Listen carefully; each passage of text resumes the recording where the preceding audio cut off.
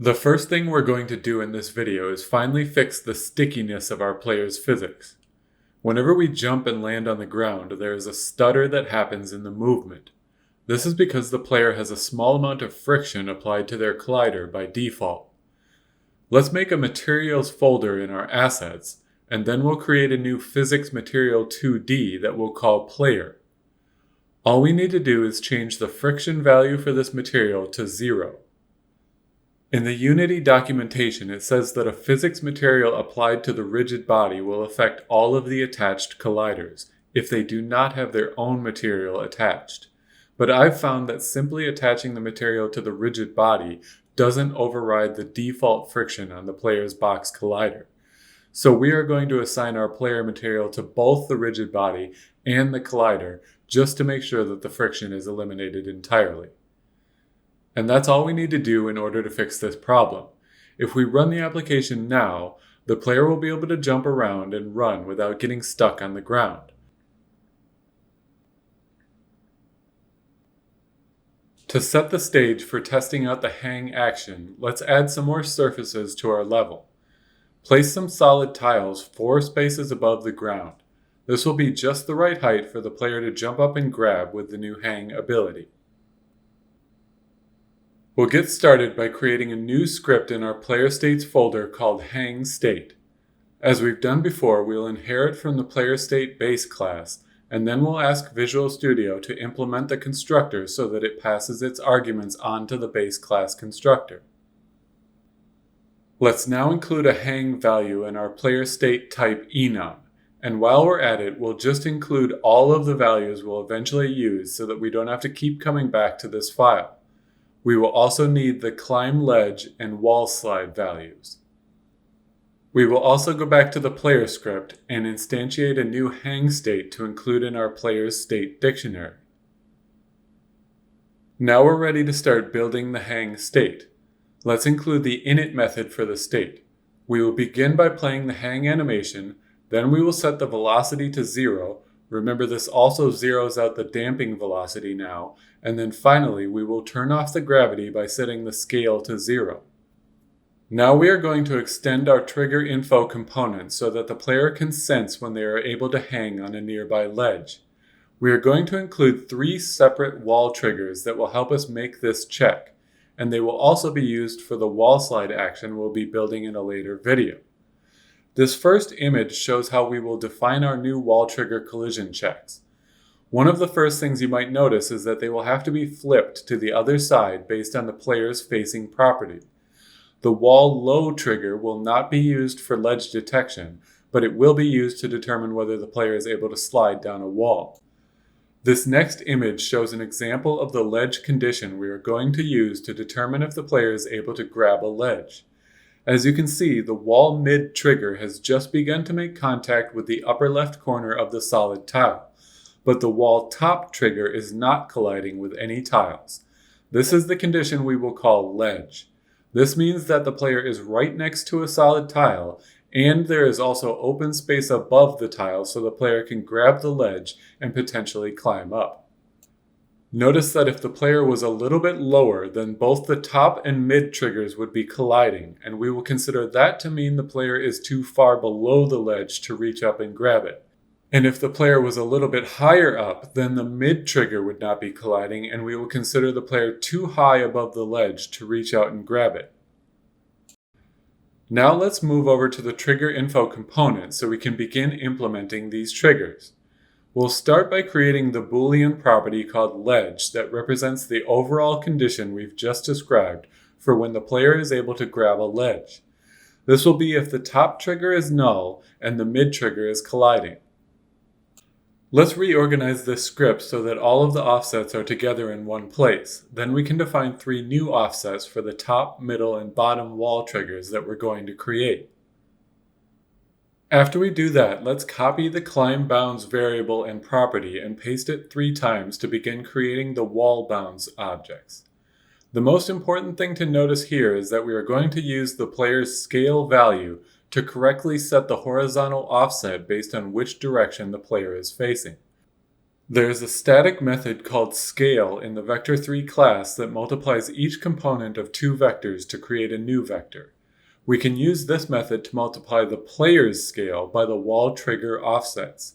We only ever change the x component of our player's scale, so the only effect of this method will be to either multiply the x value of our vector by -1 or +1. This is exactly what we want. If the player is facing to the left, then our wall trigger offset will be multiplied by -1, and this will flip it over to the left so that it matches the player's facing direction. Let's look back at the wall trigger screenshot again to get a sense of what the offsets should be before we define them. We just described how we are going to use the player's scale to horizontally offset the triggers to the right or left by a small value. This value will be the same for all three triggers. The only difference will be whether it is multiplied by -1 or +1 before it is applied to the player's position. But the vertical offsets will be different for each trigger. The simplest way to think of these is going to be as a percentage of the player's height. Remember, the player's position is defined by its pivot point, which we set as the bottom center of the sprite. So that is our starting point for determining the offsets. Then we're going to add a percentage of the player's vertical size to place each trigger at the right height. For example, the top trigger is slightly above the player's head, so this offset will be 110% of the player's height, or 1.1 times the y component of the player's bounds. Let's return to the trigger info component to define these offsets in the start method. As we said, the x offset will be the same for all three triggers. The extents of a bounds object is equal to half of the total size, so we are setting the x offset to be a little bit beyond the edge of the player's bounds. And, just to reiterate, this value will sometimes be multiplied by -1 if we need to move the triggers to the left side when the player is facing left. And we will set the y offset to be 10% of the player's height for the low trigger, 80% for the mid trigger, and 110% for the top trigger. Now let's create a new setting that defines the size of each of these wall triggers. We will define a vector2 called wall trigger size, and then we can use this to instantiate each of the wall trigger bounds with the correct size. We aren't going to bother setting the position for our triggers in the start method because they will always be updated correctly whenever their property is requested through the getters we defined. That completes all of the setup we needed to do in the trigger info component for the new wall triggers. Now we can move to the player state class and define a method called update wall triggers that will run these collision checks whenever we need them. The only real difference here is that we're going to run multiple checks with one method, but the pattern we're following is exactly the same. We'll make use of the three bounds properties we just defined, and then we'll be sure to filter these collision checks using the surface layer mask. Then we'll call this new method in update triggers. The last thing we'll do before we test this out is to draw these collision checks to the screen using our onDrawGizmos method in the player class. We do this exactly the same way we drew the ground and climb checks. If we run the application now, we should be able to move the player in the scene view to make sure that these triggers are all firing correctly. It looks like our wall triggers are responding exactly how we wanted them to. That means we can actually begin building the hang state action using this new trigger information. Let's first go into the move state to define the condition where we will transition into the hang state. We can add a new if statement to our series in update that will check to see if the player is entering an up input value while their ledge trigger property is also true. If this is the case, then we can transition them into the hang state. If we test this out, we can see that it is already kind of working. The main problem is that the player freezes in place wherever they were when the condition was true. But what we really want them to do is snap to the correct hanging position when they enter the state. In order to do this, we will define a new setting called hang offset that will determine where they should hang relative to the ledge corner that they just grabbed onto.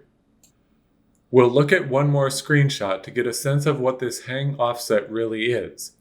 Here the player's position is marked at the bottom, and the ledge position is marked at the top to help orient us.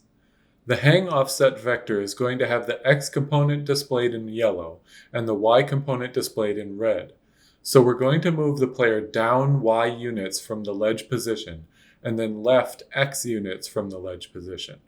Although keep in mind we will also need to use the scale trick here because the horizontal offset will be in the other direction when the player hangs from a ledge while facing to the left. So let's define the hang offset in our settings with a negative x and y component. This will be the default hang offset we use when the player grabs a ledge from the right. Then we'll multiply the x value by -1 whenever they grab a ledge from the left, using the scale function just like we did with the wall trigger offsets. Now let's finish writing the init method for the hang state. We have one more issue we need to address. We need to know what the ledge position is when we try to grab it. We will use a bit of a trick to find this position. We basically know that the middle wall trigger will be very close to any ledge we are trying to grab because of the way we've defined our ledge property. So it turns out that if we simply take the center of the middle trigger and round its values to the nearest integer, we will get exactly the position we are looking for. You might need to look at the tile map and play around with the sprite for a little while to see this, like I did, but you'll eventually see that it always gives us exactly what we're looking for. Now that we have the ledge position, we can combine this with the hang offset setting in order to snap the player to the exact position we want them to hang from. We will use the player's set position method to place them at the right hang position, and we'll make sure to use our scale trick to ensure that the direction the player is facing is accounted for when setting their position. The only thing we have left to do is to make sure our player can exit the hang state so they don't get stuck hanging on a ledge. We can introduce the set vertical input method to do this. We will make it so that if the player enters a down input when they are hanging, they will be put back into the move state, which will turn back on gravity and cause them to begin falling from the ledge. We can now run the application and test everything out. You should be able to jump up and grab the ledge by holding the up input, and then you should also be able to drop from the ledge by pressing down. This completes our hang state action. Also take a second to notice that we can see our current player state being displayed in the inspector under the player script section. In the next video, we'll introduce another new state that will allow the player to climb up to the surface they are hanging from.